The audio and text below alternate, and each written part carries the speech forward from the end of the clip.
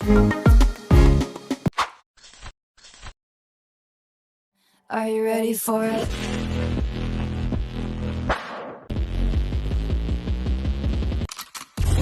Naik kereta api, tuk tuk tuk.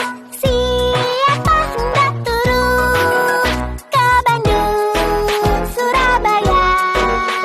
Bolehlah naik dengan percuma.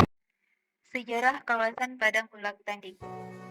PUT itu asal mulanya adalah tempat para hulu balang atau pendekar kerajaan zaman Sriwijaya beradu atau bertarung ilmu bela diri. Padang artinya tempat bertanding, ulak artinya sedang melakukan, dan tanding artinya ilmu atau keahlian bela diri.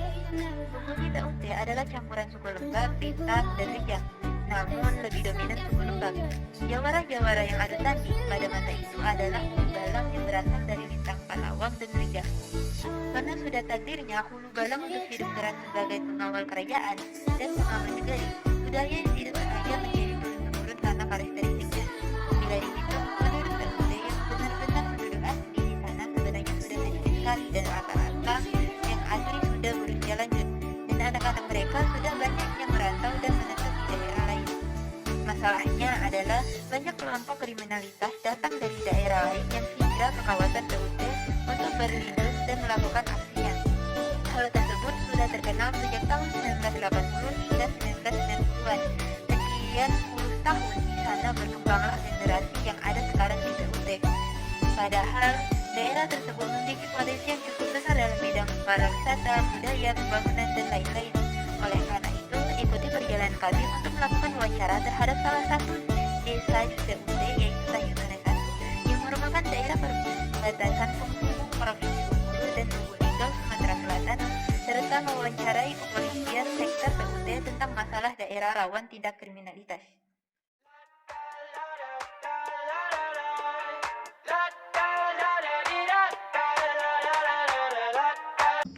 Assalamualaikum warahmatullahi wabarakatuh. Selamat siang Pak. Perkenalkan kami dari mahasiswa dari UIN PAS Bengkulu jurusan Tadris IPS. Sebelumnya kami ucapkan terima kasih sudah menerima kami di sini dan mohon maaf jika hal ini sedikit mendadak. Di sini kami ingin mewawancarai Bapak terkait dengan masalah-masalah sosial yang terjadi di daerah PUT. Baik Pak, untuk sebelumnya memulai wawancara terlebih dahulu, bisa Bapak perkenalkan diri, jabatan, serta berapa lama tinggal di sini? Perkenalkan diri, Assalamualaikum warahmatullahi wabarakatuh. Nama saya Aibda Bayu. Saya sudah 3 tahun di Polsek Padang Tanding. Jabatan saya Babin Kaptimas Polsek Padang Tanding. Baik Pak, kita mulai wawancaranya sekarang. Yang pertama yaitu, jadi seperti yang kita ketahui kan, beberapa hari yang lalu sempat ada berita tentang pembegalan di Padang Ulak Tanding.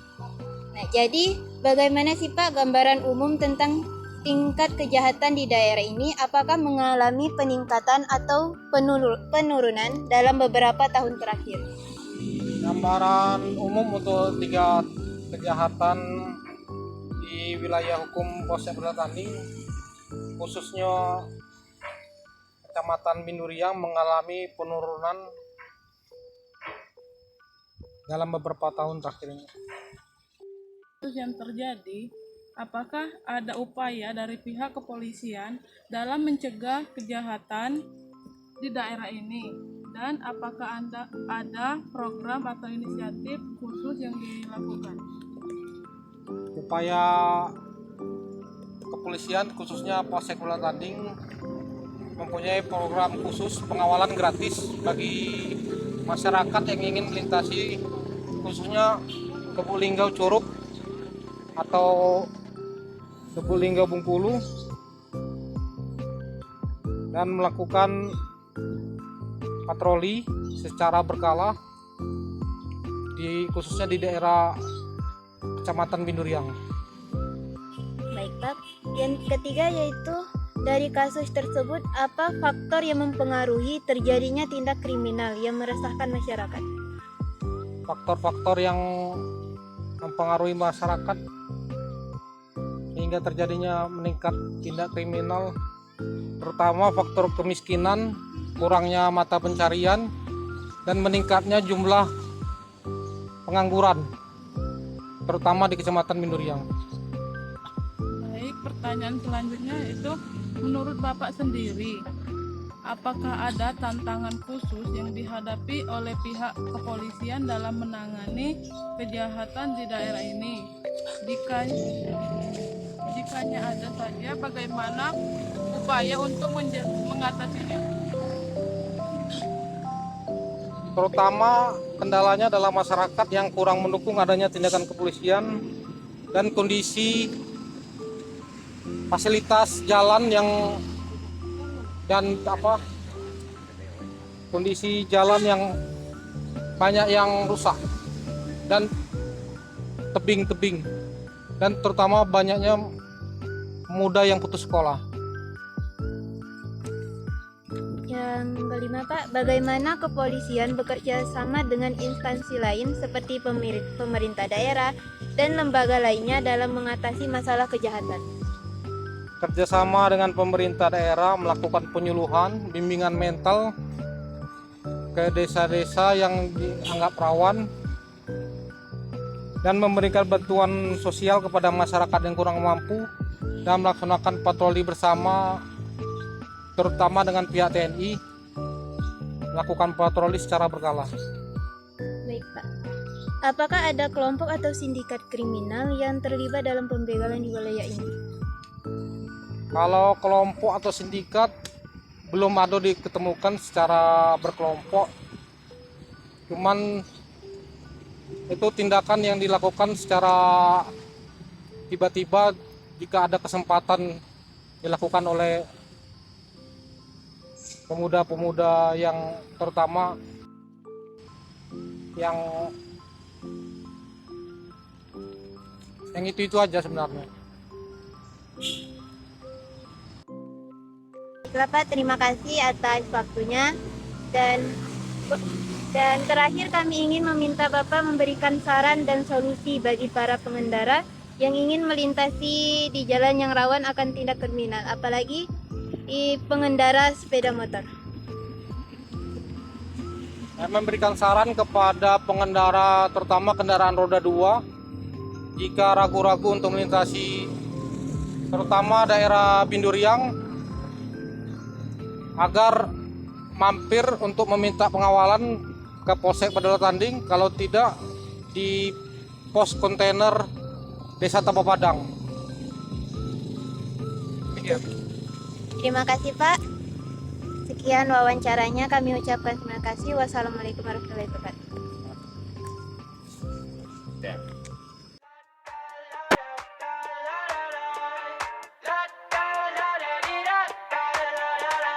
Warahmatullahi wabarakatuh. Waalaikumsalam. Selamat pagi Bapak, perkenalkan kami dari mahasiswa dari UIN Pas Bengkulu jurusan Tadris IPS. Sebelumnya kami ucapkan terima kasih sudah menerima kami di sini dan mohon maaf jika hal ini mendadak. Di sini kami ingin mewawancarai Bapak terkait dengan perubahan budaya dan masalah-masalah sosial yang ada di desa ini dalam memenuhi tugas mata kuliah Studi Masyarakat Indonesia. Baiklah Bapak, untuk sebelum mulai wawancara, terlebih dahulu perkenalkan nama, jabatan tempat tinggal, dan tempat tanggal lahir, pendidikan terakhir, serta berapa lama Bapak sudah tinggal di desa ini. Kalau untuk tinggal di desa, tentunya dari lahir kan. Jadi sampai sekarang alhamdulillah 44 tahun. Jabatan saya di sini diamanahkan oleh masyarakat jadi sekretaris desa Tanjung Sanai 1. Dalam apa lagi itu? Pertanyaannya apa lagi? Nama. Oh, nama saya Denti. Nah, itu gabungan dari nama kedua orang tua. Jadi supaya tahu kan kenapa Denti, jadi gabung dari nama kedua orang tua. Baiklah, untuk pertanyaan 1 pada Bapak, apa sejarah dan latar belakang desa ini? Bagaimana desa ini didirikan dan perkembangannya dari waktu ke waktu? Dalam pendirian Desa Tanjung Sanai, kalau sekarang ini sudah pemekaran jadi Desa Tanjung Sanai 1 dan 2. Awal ceritanya Desa Tanjung Sanai terbentuk waktu itu zaman sebelum kemerdekaan kan Tanjung Sanai sudah ada. Artinya dusun kami ini, desa ini bukan di jalan ini tapi di belakang di dekat kali. Tanjung artinya tanjungan. antara Sungai Kelingi dan Sungai Seruk namanya, Tanjungan. Dan di ujung tanjung itu ada pohon. Pohon namanya kalau orang desa ngomong bahasa Lembaknya Hanai. Jadi Tanjung Sanai. Nah, jadi dulu desa ini Tanjung Sanai. Belum ada satu, belum ada dua. Tapi karena pemekaran, jadi Tanjung Sanai 1 dan 2. Dan di tempat saya ini Tanjung Sanai 1, pas perbatasan dengan Provinsi Sumatera Selatan. Jadi di ujung Provinsi Bengkulu. Ya, jadi dalam perkembangan dalam sosial masyarakat, kita termasuk desa tertinggal karena masih banyak penduduk miskin. Yang kedua, kita dengan program pemerintah, kita mulai maju dalam bidang pembangunan desa dan dalam segi bidang seni budaya. Kita seni budaya dalam suku, kita suku Lembak. Arti bahasa sehariannya bahasa Lembak.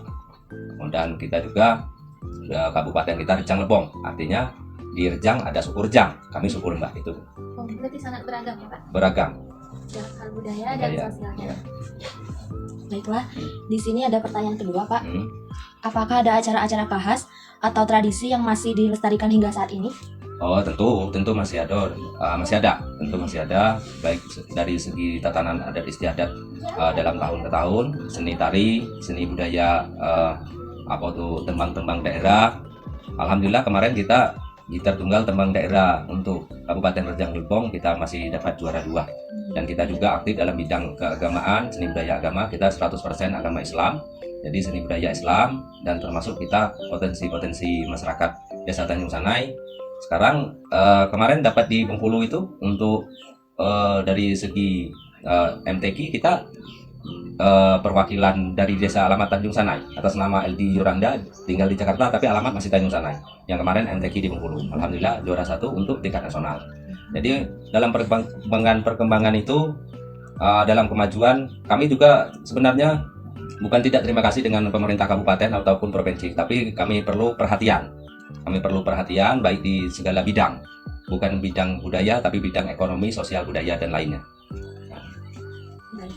Jadi masyarakat masih sangat menjunjung tinggi tradisi, terutama dalam hal agama, Pak. Ya, dalam hal agama, kemudian dalam tatanan bermasyarakat, artinya tatanan bermasyarakat, ketaatan, kepatuhan dalam bidang budaya kita tetap kembangkan. Baik dalam susunan tatanan dari orang tua ke yang kecil, dari yang kecil ke orang tua. Artinya kita menjunjung tinggi nilai adat istiadat. Nah, kita berpedoman dengan leluhur. Karena leluhur itu kalau kami istilah ngomongnya moneng. Nah, moneng itu leluhur. Jadi dengan ketentuan undang-undang daripada ketentuan leluhur, kita harus jaga dengan cara kalau acara adat ada istilahnya skapur siri, cara pamit. Kalau seandainya adik-adik dari luar, kalau mau menanya itu ada skapur siri. Cuman karena ini zaman modern, kami maklumi hal itu. Skapur siri adalah tanda kita permisi dengan sesuatu adat istiadat di sana, bahwa ini pengaturan untuk menghaturkan permintaan kita. Namanya skapur siri, yaitu siri 3 lembar dengan daun gambir dan pinang dan kapur siri. Tanda itu adat istiadat. Untuk pertanyaan ketiga, bisakah Bapak deskripsikan tentang kondisi alam dan apa sumber pendapatan utama yang dihasilkan penduduk desa Tanjung Sanai? Ya, Tanjung Sanai ya, Tanjung Sanai 1 ya, Tanjung Sanai 1. Jadi kalau kondisi alam kita di bidang pertanian, alhamdulillah karena saya sekretaris desa, jadi saya mengetahui bidang pertanian sekitar 40% petani, 40% 20% buruh, 20% wira swasta, dan 20%-nya termasuk pegawai lah yang ya kegiatannya di bidang pemerintahan walaupun honorarium gitu, honor gitu, tapi aku anggap bidang pegawai lah, kepegawaian. Nah di situ kalau bidang potensi alam tentu banyak, karena seperti yang dikelola, tapi yang mengelola sumber daya alam di Tanjung Sanai ini terus terang saja mungkin dengan informasi ini saya sampaikan kepada pihak provinsi dan kabupaten, kami mohon bantuannya dalam pengelolaan, karena pengelolaan ini bukan kami asli Tanjung Sanai, tapi banyak dari pihak luar, dari Sumatera Selatan dan dari pihak-pihak manapun, karena terkendala di bidang permodalan. Itu saja, potensi banyak, ada bidang perikanan, perkebunan, dan seperti galian batu untuk tambang-tambang, ini banyak dikelola oleh PT-PT ataupun pihak luar. Nah, itu saja kalau potensi alam. Jadi desa Tanjung Sanai sangat kaya akan kondisi alam. Ya, Baik, di sini ada pertanyaan keempat, Pak. Berapa luas wilayah desa dan berapa jumlah penduduknya? Dan apakah ada perubahan dalam jumlah penduduk sehingga hasil tahun ke tahunnya itu? Kalau luas wilayah kita ini hampir 5.000 hektar persegi. Itu luas wilayah. Kalau jumlah penduduk, jumlah jiwa kurang lebih, karena kalau pasti belum dihitung, tapi kurang lebih hampir 3.000 jiwa. Kita desa ini juga perkembangannya cukup pesat karena banyak penduduk pendatang yang berdomisili di desa dan langsung menjadi penduduk tetap. Jadi artinya bukan penduduk asli ini saja, tapi banyak penduduk pendatang dan menetap di desa Tanjung Sanai. Jadi seni budaya Jawa ada, budaya Padang ada, dan segala budaya kami terima asal sesuai dengan kebudayaan, sesuai dengan etika agama Islam. Boleh bertanya? Ya. Tadi kan dijelaskan bahwa di desa ini kan banyak potensi itu dari bidang pertanian, dari bidang yang lainnya juga. Nah, kalau dari para wisata, apakah ada yang menonjol dari desa ini? Inilah yang jadi kendala kita. Karena kalau dari wisata, kita cuma memakai dana desa, kalau dipresentasikan paling terbangun itu cuma 10%, artinya 90% masih kurang. Itu ada danau. Sampai sekarang terbengkalai. Pernah kami sampaikan usulan-usulan baik tingkat kabupaten, tingkat provinsi. Belum, saat ini sudah berjalan 5 tahun lebih, belum ada tanggapan. Artinya potensi wisata di desa kami banyak. Bukan itu saja. Akan tetapi untuk pengelolaan wisata-wisata, kalau menggunakan dana desa tidak cukup. Mengapa? Karena banyak kepentingan masyarakat lain yang harus kita kelola untuk peningkatan ekonomi dan sosial masyarakat. Untuk wisata, kita ada namanya wisata Danau Cekdam. Nah, itu sudah dibangun oleh dana desa kurang lebih cuma 10%, artinya 90% kekurangan. Belum bisa digunakan untuk buka untuk lahan wisata, tapi letaknya di perbatasan antara Provinsi Bengkulu dengan Provinsi Sumatera Selatan. Jadi sangat strategis. Jadi letaknya sangat strategis, cuman kami belum ada bantuan dari pihak kabupaten ataupun dari provinsi. Menurut Bapak, apakah infrastruktur yang tersedia di desa ini, bagaimana akses terhadap fasilitas kesehatan, pendidikan, dan transportasi? Dari akses pendidikan, terus terang saya bukan itu, tapi kebanyakan untuk wilayah desa Tanjung Sanai, sekolahnya banyak di luar provinsi, di Sumatera Selatan, banyak di luar. Artinya luar provinsi. Kalau dihitung sekarang di perketat zona, kita lah di luar zona. Mengapa saya tidak mau komentar soal pendidikan di Provinsi Bengkulu? Mengapa demikian? Mungkin bisa di dalam pertanyaan itu saya tidak berani berkomentar. Jadi kalau untuk transportasi, alhamdulillah karena kita termasuk jalan lintas antara Lubuk Linggau dan Curug, fasilitas transportasi cukup lancar. Dan kita ini terkendala di fasilitas transportasi ke pertanian. Jadi kita belum ada pembangunan itu yang cukup memadai untuk transportasi pertanian untuk peningkatan ekonomi desa khususnya. Kalau untuk transportasi untuk luar desa, alhamdulillah kita di jalur lintas. Kemudian apa lagi tuh? Baik, di sini ada pertanyaan lagi, Pak. Bagaimana tingkat keamanan dan ketertiban desa ini? Kalau bidang keamanan, yang namanya keamanan itu kan pasti ada gangguan, sistem gangguan itu tidak terlalu berat untuk wilayah Tanjung Sanai. Jadi kalau bidang keamanan, alhamdulillah kita tetap jaga, walaupun ada masalah, kita dibantu oleh pihak Polsek PUT pada Mulak Tanding, dibantu oleh Babin Kamtibmas, itu melayani kita, tidak sampai ke pihak kepolisian, kita selesaikan dengan adat istiadat setempat. Ada pertanyaan tambahan, Pak. Ini bagaimana hubungan antara perangkat desa dengan pemerintah desa? Apakah ada saluran komunikasi yang baik antara keduanya untuk meningkatkan keamanan masyarakat Kalau desa? untuk hubungan, tentunya sudah jelas itu hubungan itu baik kan, karena desa tanpa kabupaten, tanpa kecamatan tidak ada artinya. Artinya tata kelola bantuan-bantuan baik pendamping desa, pendamping kecamatan dan kabupaten, tentu kerjasama itu kalau tidak ada kerjasama kami tidak dapat berkembang. Karena kami SDM kami di desa tentu perlu ditingkatkan karena SDM kami ini kurang, apalagi tentang elektronik kan. Jadi kami kurang modern lah desa. Itu saja yang saya. Jadi dalam halnya wawancara Bapak tadi, sebenarnya kurangnya modal dan infrastruktur dari pemerintah lah yang menyebabkan desa ini mengalami ketertinggalan yang ada. Dalam hal budaya, desa tersebut sangatlah kaya akan budaya, terutama dalam hal agama yang sangat taat akan agama. Cuma saya klarifikasi yang disampaikan tadi bahwa kurang perhatian dari pihak kabupaten itu bukan karena kita ini dalam tahap perkembangan desa. Kita berterima kasih kepada pemerintah pusat, pemerintah kabupaten dan provinsi.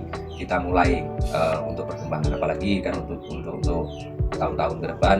Informasinya undang-undang untuk kepala desa akan menjabat sampai 9 tahun dan dana desa per tahunnya ditambah kalau jadi kan dalam undang-undang. Arti itu ada wacana yang bagus untuk perkembangan tiap desa, bukan desa Tanjung Sanai saja tapi seluruh desa di seluruh Indonesia. Itu kita studi banding pernah diadakan oleh pihak kabupaten di Pulau Jawa. Itu desa yang tidak mendapatkan lagi dana desa dari pemerintah karena hasil pendapatan dari wisatanya lebih dari 1 miliar. Jadi itu menjadi studi banding kita di Pulau Jawa, desa Pongo di Yogyakarta.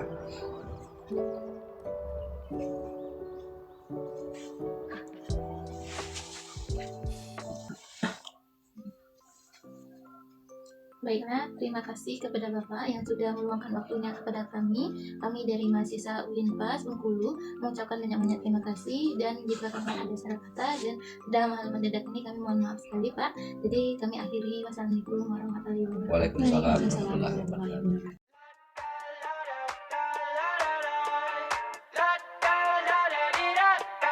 Assalamualaikum warahmatullahi wabarakatuh. Saya akan menyimpulkan desa yang kami teliti adalah Desa Tanjung Sanai yang merupakan sebuah desa yang terletak pada daerah Kecamatan Padang Ulak Tanding, Kabupaten Rejang Lebong, Provinsi Bengkulu. Dari wawancara yang kami lakukan dengan sekdes setempat, kami menyimpulkan bahwa desa ini terletak perbatasan Bengkulu dengan Lubuk Linggau. Dari segi budaya, Tanjung Sanai yang masih tergolong desa yang menjunjung tinggi budaya yang ada, namun mungkin ada beberapa budaya yang terpengaruh kemajuan teknologi. Dari segi transportasi, Tanjung Sanai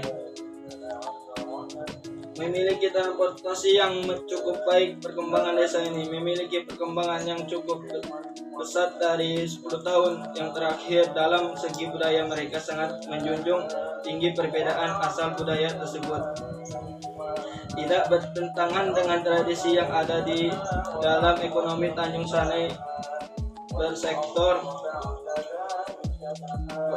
di pertanian. Tanjung Sanai yang merupakan bagian dari Kecamatan Padang Ulak Tanding PUT sebagai bagian dari kecamatan tersebut. Tanjung Sanai dan warga sekitar serta Polsek setempat sudah membuat program dan melakukan kerjasama demi mengurangi masalah sosial yang ada. Contohnya, Polsek memberikan program pengawalan terhadap warga yang ragu untuk melintasi jalan Curug Lubuk Linggau. Namun seperti yang ketahui, kejahatan di sana banyak berasal dari pendatang yang melakukan tindak kriminal di desa Tanjung Sanai tersebut. Sekian, terima kasih. Wassalamualaikum warahmatullahi wabarakatuh. Teringat masa kecilku, kau peluk dan kau manja, indahnya saat itu buatku melambung di sisimu.